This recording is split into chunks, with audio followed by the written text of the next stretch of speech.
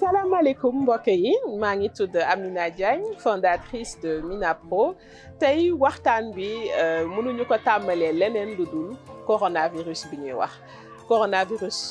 gàllankoor bi mu ngi ci suñu mbirum wérgu yaram ak suñu mbirum koom tamit te ñu ngi leen di fàttali tamit importance su suivre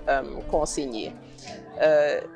yi li mu andi nag andi na jafe-jafe yu bëri pour entrepreneur yi. waaye entrepreneur mooy ki nga xamante ne day wër jafe-jafe parce que bu fajee soxla nit ñi am jafe-jafe si lay koomam di yokkoo entrepreneur buñ ko waroon tëxaleel ak lenn lu jëm ci monde animal bi exemple junxóob la ñuy jël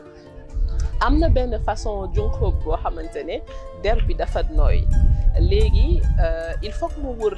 am na ñu koy woowee xor wala am na ñu koy woowee këll bu dëgër boo xamante ne bu ci nekkee loolu moo koy aar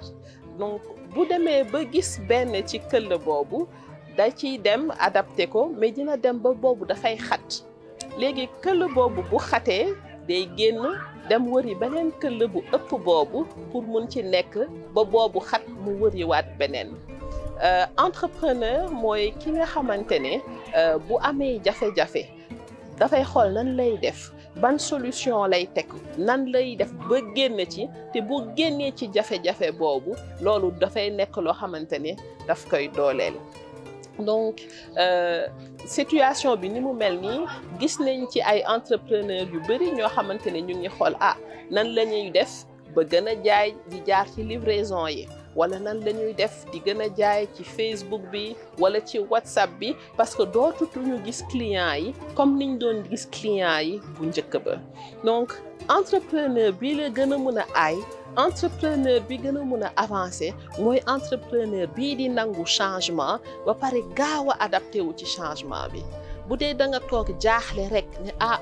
nu may def problème bii di ñëw na toog rek ci yow ci problème bi nga am ba mu ëpp sa bopp carrément doo avancer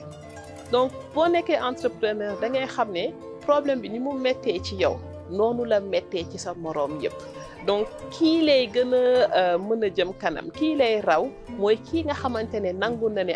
situation bi mu ngi nii lu ma munti def situation bi mënuma changer situation bi waaye man ci sama doxalin si man yan solution laay teg loolu am naa ci contrôle loolu mën naa ci changer adapté ko ba pare mën a avancer donc loolu rek pour ñaax entrepreneur yi vraiment ñu bañ a décourager jël seen énergie jël seen doole xool ci ñoom nan la ñu mën a améliorer seen marché nan la ñu mën a améliorer ñoom ni ñuy liggéeyee lan la ñu war a mën a xool ñoom ci seen bopp lan la ñu mën a def ba nga xamante ne crise bi bu jàllee ñoom dinañ xam fan la ñuy jaar wala fan la ñuy teg seen tànk ci li ñu war a xalaat tamit mooy entreprise bi ñaata xaalis la war a mën a am ba nga xamante ne bu dee mën na nekk ñaata xaalis wala mën na nekk ñaata stock la war a am waaye nan lay entreprise bi préparé wee ba nga xamante ne ëllëg bu mel nii lu amaatee su boobaa moom dina fekk fagaru na bu baax a baax ba nga xamante ne dootu ko bett donc loolu lañu andi woon tey pour ubbi waxtaan bi boo leen ci amee ay commentaire wala boo leen ci amee ay waxtaan yoo xamante ne bëgg ngeen ñu dellu ci mun ngeen ko bind ci commentaire yi te tamit bu leen fàtte abonné wu ci chaîne bi incha allah pour yeneen vidéo yi di ñëw ba beneen